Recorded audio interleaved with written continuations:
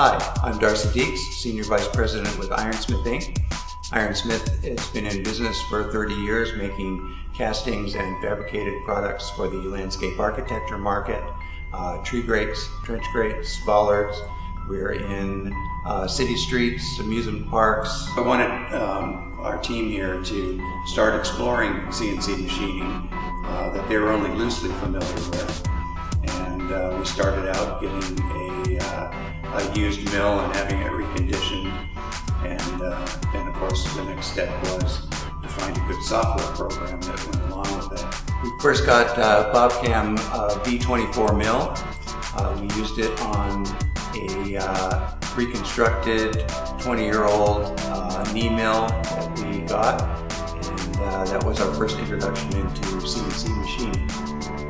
We used it for a number of projects. We started out, it was going to be a way of machining our small trench grate patterns, but we found that we can use it on all kinds of other things for all the other OEM products that we make for the aftermarket automobile industry, medical industry, lighting industry, and others. I found BobCAD-CAM when I visited SolidWorks World a couple of years ago, and I was specifically there to look for CAM software, and realized very quickly that there's a lot of CAM software companies out there, but not a lot that want to talk to a small company like us with the same kind of enthusiasm that they talk to their large vendors.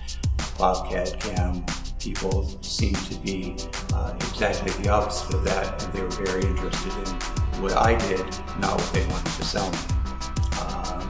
They looked at the kind of equipment that we had, what we were planning to do with it, and they made a recommendation to start with V24 mill, but I can see that it also gives us opportunity to grow into other things like lathe and other multi-axis equipment that we may get in the future, but didn't have a need for right away. What I like about BobCAM from an executive level is that it's something that is easy for my employees to take on, particularly employees who aren't necessarily computer sophisticated.